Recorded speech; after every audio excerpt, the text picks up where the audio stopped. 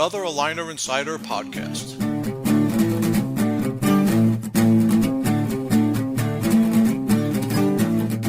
Hello, everybody in podcast land. Welcome back to another Aligner Insider podcast. Hope everybody is enjoying their summer of 2021. If you're in the East Coast, you've been pretty much wet all summer. And if you're out west, you're hot as can be. So I am Dean Steinman, President of Wealth Marketing. And to my left today is the world famous orthodontist extraordinaire, super cool guy, Dr. Barry Glaser. Hello, Barry. How are you today? Hey, Dean, I'm doing well. Today is Wednesday, August the 4th, 2021. Happy to be here. Just actually, I was just eating some boiled peanuts. You ever have boiled Ooh. peanuts? I have not, and I don't know Yeah. why anybody would. So tell me Well, tell me the benefits of boiled peanuts. so I was down. I was on vacation last week. I was down in Charleston and Savannah, and like the gas stations all sell boiled peanuts. We went with another couple. We kept saying, "Oh yeah, we got to get the boiled peanuts," and like we just forgot. We never got them. So I come home from work just about half an hour ago. So my friend Rob, who went on vacation, sent me a box of boiled peanuts. Hmm. So they're actually they sort of like almost they're like kind of soft like after they've been boiled. They're in the shell, so you peel them out of the Okay. shells, and they have the kind of the consistency of edamame, like Hmm. and Right. they're salted and they're actually pretty tasty, but supposedly the process of boiling them takes all these antioxidants that are in the shell and puts them into the nuts, so supposedly they're like supposed to be very healthy for you. But it's Really? actually like, I mean, I don't know if you like edamame because it's kind of got Sure, I like do. that soft Hmm. squishy texture, but order yourself some boiled peanuts, you won't be sorry. Okay. And they come flavored? Not as Did you good as get like? Reese's, but Never is. So maybe we'll talk about peanuts another time. But what, does it come with different flavors? You get like mesquite? You get spicy, or is it just yeah. salted? They do. It came from the. I think I have to look at the name of the company, but these were just salted, and they've got some other kind of seasoning. I can't even put my finger on what it is, but yeah, you can get them like habanero, or Oh, they come nice. in like different flavors. But like it's like in this like sealed pack, and they're like wet. They come in almost like a brine. Hmm. So so Interesting. Yeah. And go what a go great on job. Amazon and order yourself some boiled peanuts. I was down there a few years ago in both of those places, and boy, it's so historical, Oh especially yeah. down in Charleston. You realize how people have been there for generation and generation and generation. How it was a big fort in the Revolutionary and Civil War. Yep. Fort Sumner was there. I remember going out there and taking a look at that, hmm and and what a great town, great food too. Great food. Oh my God, we went. It's funny because I've been doing the vegan thing lately, but there's tons of like sort of hip vegan restaurants, and yeah, all the history. We took like a guided tour and Mm. saw all of the historical spots and went through like the whole French Quarter down there. So yeah, it was a cool place. Yeah, so So yeah, and yes, I get those boiled peanuts. if anybody's been in the from the other parts of the country or the world and they've been down to Charleston or Savannah, just let us know what your favorite boiled peanut location is. Exactly. Exactly right. So we're going to talk a little bit about some tips today on how to make your practice stand out from your competition. Let's talk about the general practice that is in a semi-competitive market in a suburb, not necessarily a rural area, but a suburb of a metropolitan area that you've got some competition. You're not the only one in town. So how do you Mhm. make yourself stand out a bit? So Barry, you're a very out of the box thinker, and your social media is great, and you like to put yourself out there. So, what's a couple of tips that you can suggest to people that they could do on their own today after listening to this amazing podcast? That they could say, "Wow, I could do that," and will make them stand out a little different. Yeah, it's a great question. So, there's old school stuff now. I don't know. Maybe people still do the old school stuff. So I wanted to at least spend a few minutes talking about some of the things that I did early on. And so this is like 94, 95 when I first came to the Peekskill, Cortland area that I still think are valid today. And, I came in and I bought like this little small practice. The previous orthodontist had actually passed away. So I bought this little office, in this, it was actually down in the Park Mall down in Peekskill, Oh where yeah, Motor okay, Vehicles is. sure, uh-huh. So, this little location, nobody knew I was there, Uh, and so someone said to me, you really should speak to Doc Hales. Bob is a GP in Peekskill, and he's involved with the Rotary Club. and I met Bob, and he took me to a whole bunch of meetings, and ultimately, I got very involved with Rotary. And for those people, because it's funny, I don't know if you even know what Rotary is, but I remember like growing up thinking, like drive into a town and you see these like signs, like it says Sure. "Welcome to Peekskill." Yeah, like the I always thought Elks it was some Club kind wearing of, the funny hats, and like yeah, the exactly, the some Grand cult or Poobah. something like that, right? Right. Exactly, right. Like you go to the lodge, like Fred Flintstone, Right. exactly. Hmm. But it turns out that it's was founded by this guy named Paul Harris out in the Midwest, in now I forget 19 over 100 years ago. I can't remember the exact date, but basically what it is it's a groups of it's all over the world. Right. In hundreds and hundreds of countries, but it's a group of basically local business people that get together to do community good. And it's a and I mean the networking comes along with it, but it's not really like a networking group per se. I mean, really, you get together to do charitable work, and like the local, the Peekskill Rotary Club does the horse show every year, and raises money that then goes back to the community, and the things like scholarships and polio plus, is a big polio. Basically, the Rotary clubs have been instrumental in essentially eradicating polio from the world through their efforts. So it's an amazing way to do more than what you could do as an individual. You write a check, right? You make a donation, but this is somewhat a way to really get involved with the community. But one of the benefits that comes back to you, in additional to like just self satisfaction, is that I got to meet. It was a pretty big club, over 100 members. I got to meet rapidly and get to know 100 local business people. Right. It's great. And so very quickly, and listen, and as a club member, as like a fraternity, if someone needed braces, they would refer to me. If someone needed an exterminator, you knew a guy in the club. And so it was a great way to these were people that you were friends with, that you would refer to. So it was a really nice way to get known in the community really quickly. So whether it's there's lots of different clubs like Kiwanis, or I mean, I'm not sure of all the how the clubs all work, but I think it could be the Chamber of Commerce. Right. So I think that, I don't know if with all the digital stuff going on, if people still do that kind of thing, but I think it's worthwhile. First of all, it's good to do something and give something back to your community, but you get something back too, and you get name recognition, and I think it really helps. If you're the only orthodontist in the Chamber of Commerce and the Rotary Club, it's going to go a long way to getting a lot of referrals. So that's an old school thing. It is. It's as far as like a new school thing. I try to carry that same community minded idea to my social media. And for a long time I was kind of looking for an angle. And Dovi Pereira was the one. Dovi, Hmm. Yep. we've had Yep. him on the podcast. He's really was is a pioneer in using Instagram and social media to promote his practice. And in fact, he was the one who got, actually, I was at an AAO meeting where he showed me how to download install Instagram on my phone. I didn't even know what it was. Right. So, and but he's got this, like, he's got this sort of like, it's like a TV show that he does. He walks to the office, he sort of does like a chronicle of his day and patients and stuff like that. And I thought to myself, well, what can I do that's different or unique that like no one else was really doing? And I thought, kind of dovetailing off of the community idea, I started to think about, just with unsolicited, just starting to showcase local businesses, restaurants and businesses that I use.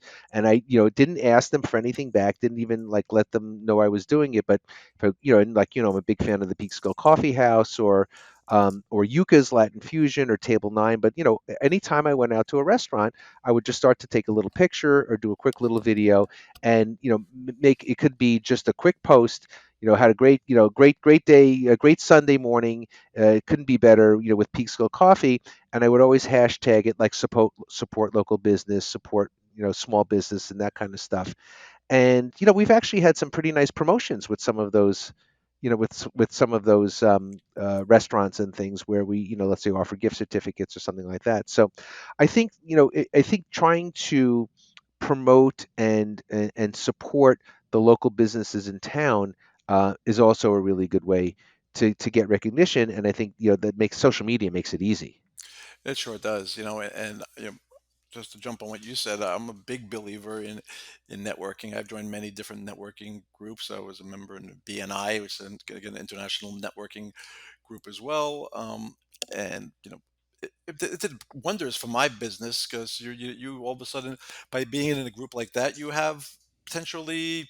10, 20, 50, 100 salespeople for you because everybody's got a guy. I got a guy, Everyone's got a guy, got a right? guy, and you became that. You become their guy. Right. So and it's good to have to be the guy. Which is not many people could be the guy. Dr. Glazer's the guy. Yeah, and especially like it doesn't whether it doesn't matter. I think, Dean, whether it's like a small town or a big town, but if you can sort of get that name recognition. So I think those are good ways to help to maybe stand out from the crowd because I think these days, like I don't see. I don't see as many of the young generation of orthodontists maybe having that same. Maybe they don't have time. Maybe priorities are different. So I don't mean this as a criticism, but like for example, the local dental. I don't see them getting as involved as much as let's say maybe like I did. Like for example, our local dental society. It's a branch of the Ninth District Dental Society, which is a branch of the ADA. It's Ninth District Dental Society, and very quickly I joined and I was asked to be president. And it's not really a very difficult job. I mean, we had a pretty small group, but when I first joined the Peekskill Yorktown Dental Society, we probably had 50 members, active. We would have a meeting 6 times a year with a lecture, and then we'd have this really nice dinner, like a gala dinner, where the doctors and their spouses would come. It was remember when Xavier's was up in oh, sure. Garrison, Uh-huh. Yeah. Hmm. before Peter Kelly became, Yep. a top an Iron Chef. Hmm. And we used to have it up there, and it was really really nice because you get to know people on a different level. You get to know them personally, and I think that means a lot, but the membership is now probably down to 10. And we can't even get like some of the newer doctors to like because I would always anytime a new doctor came to the area, whether it was a specialist GP, it didn't matter. I would always call them up and say, "Hey, listen, you should really come to these meetings. It's a great way to meet, you know, people. We have a nice community. We're not like a competitive thing." And it was always, "Oh, I'm too busy, don't have the time." It was twisting arms trying to get people to be president, and so I think that you know that kind of face-to-face marketing. You go through things with people, like whether it's let's say in the Rotary Club, and you go through these like a golf outing or a fundraising meeting, or if it's you break bread with somebody at a dental society meeting, and you meet them and you have a drink with them, and you develop relationships and you develop friendships, and I think that that's not something that you can do online, not in the same way. No, exactly. And no matter what, no matter how much things have changed, they still come back to whatever you. And there has to be a happy medium. You have to have some sort of online presence because that's where people are now, and that's where people are networking. And you and I are a little bit, are a little bit older than some people, and a little bit younger than others. But you have to adapt, and we mentioned that many, many times. And people have to adapt to whatever works for them. If you're a younger practitioner and you're starting out now, you do have to think out of the box and adapt, and you have to realize that online is not the only way to be. Yeah, And and I and listen. and That's on the that's flip what you and side, I do. right? I mean, I don't want to diminish. I mean, the online marketing is still my number one Hmm. referrer. So Right, I don't mean to exactly. say that it's not a good thing. Sure. If it came out that way, that's not what I meant. No, but you have But to I have do both think that both if you can sides. sprinkle it in with like good old fashioned human interaction, like I said, and you sit down, and it doesn't matter whether the food's good or not. Go to a local restaurant, and like it's funny too. Like there'd be, let's say, like a lecture on root canals, and so like the specialists wouldn't go because like they're not interested in root canals. I'm like, that's not the point. The point is, you can learn something, get some CE credit, and you meet people and you make friendships. So I think that for those, let's say, maybe of the younger generation, maybe the people listening already know this, but don't take for granted the face-to-face kind of stuff. And again, if you can do something like even with our dental society, we used to take those dues and we would try to do something good for the community. So it's good. It's good for the world, and it's also good for your practice at the same time. So it's what it's the ultimate win-win. Exactly. So you have to have both sides of it there and have the right recipe. And another thing to consider, a couple other tips, is your online presence and how do you make yourself stand out. So you've got several options now. You have your website, you have your social media, you have your retargeting and your ads that people see you with. You have your videos. Are you having fun on TikTok? Remember, buddy, you're in the smile business. So the way you stand out is to be part of the conversation. And if the conversation is online, be there. But also at the same time, as I mentioned, your website is the center of the universe. That's your sun when it comes to the marketing, and all everything else is the planet. So website really needs to stand out and show you're different. If you look at Dr. Glaser's site, he shows the personality of practice. He's got a video on there. It also shows a lot of different technologies he has. So he adapts to orthodontics on demand and virtual consultations and virtual follow-ups, and very hip to understanding the needs of the potential patient and offering the things that they want. You have to think out of the box, guys. It's not what you want; it's what they want. So Right. remember, if to remember that. So that's another tip to do is take a look at your site, and if you have offer any technology, if you offer online booking, if you offer virtual consults, if you offer for virtual monitoring or through artificial intelligence, if you have anything that is unique that makes you stand out and makes you a little different, put that on the website. Show you're different, because otherwise you're going to be just um, you know, another brick in the wall.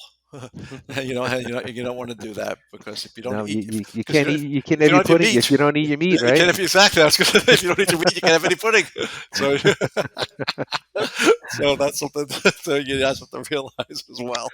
But it's true. I mean, and like and listen, I'm sure that a lot of doctors do know this, but sometimes I think it's you can get bogged down. So you know it. Listen, from all your customers, I know that you're sometimes you're begging for more content, right? For All the time, yeah. all the time, and I don't like to beg, yeah, but at the same time, I ain't too proud to beg.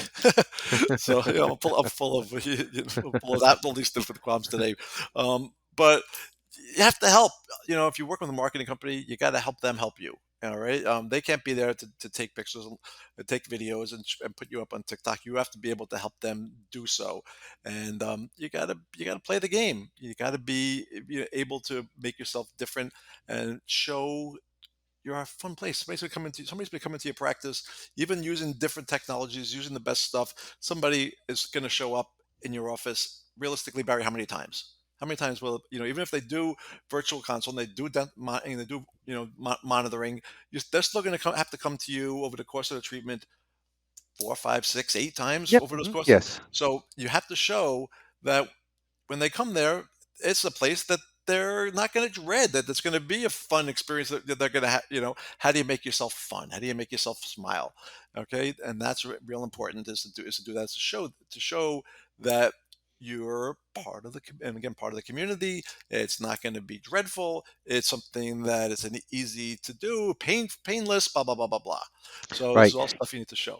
Now, I think maybe a mistake. It's not always a mistake, but I think that doctors, if they want to, they're talking about how to stand out from the crowd, I think that very often they quickly go to cutting their prices. And I'm not saying there isn't a time for a well-timed and a well-placed promotion.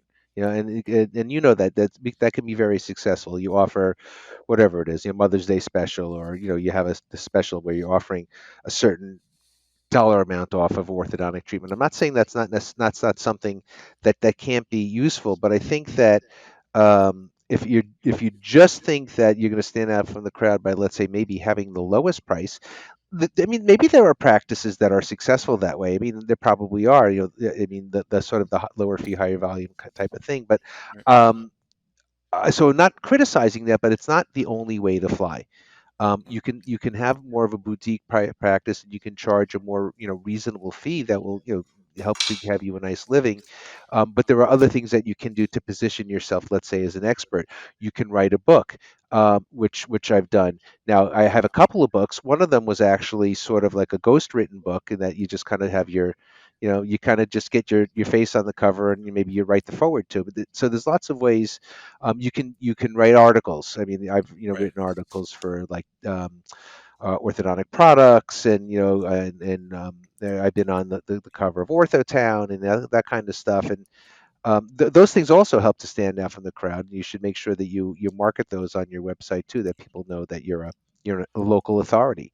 So I haven't yet, let's say, been on like NBC News, or like the Today Show or something like that. But if you have that opportunity, I think those are also ways to get out there to get the reputation that you're the guy.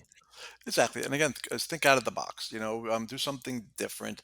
Um, do something that's a little also out of your comfort zone. If you get too uh, set in your ways, you get lackadaisical, and you don't take, you lose that edge. And Right. and when somebody comes to you and they're coming for a consult, they don't want to see that you lost that edge. They want to see that you're a fun person, that that you're happy-go-lucky, that you know what you're doing, you're an expert, and people will travel to see you. I mentioned this before, but when for Dr. Glaser, we've been lucky enough to get people travel, you know, 40, 50 minutes to come see him or further.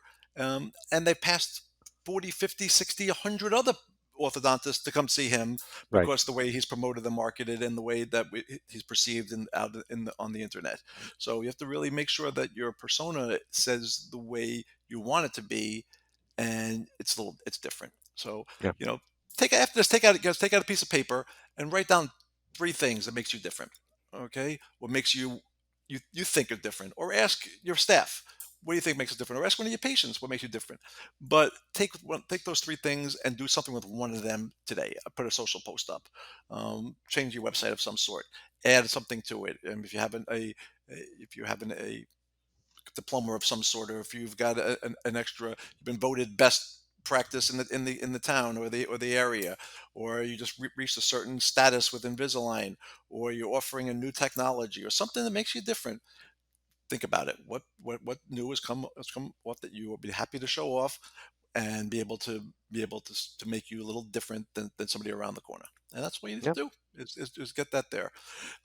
So with that said, we're going to cut this off today. So we gave you some tips, guys, and also some great little sound bites for some good old time music as well. So if anybody needs to find a little bit more about the songs we were talking about, keep listening. So thanks so much for listening, everybody. These tips will help. There are certainly ways for you to take practice at the next level, and we'd love to learn from you and to get some feedback on some tips that you do that makes you stand out. What makes you different in the field? So, Barry, thanks so much for joining us. Everybody, so much for listening, and be safe, be happy, enjoy the rest of your summer, and keep on smiling Eat boiled peanuts. and eat boiled peanuts. Exactly. All right. Take care, everybody. Thanks, Barry.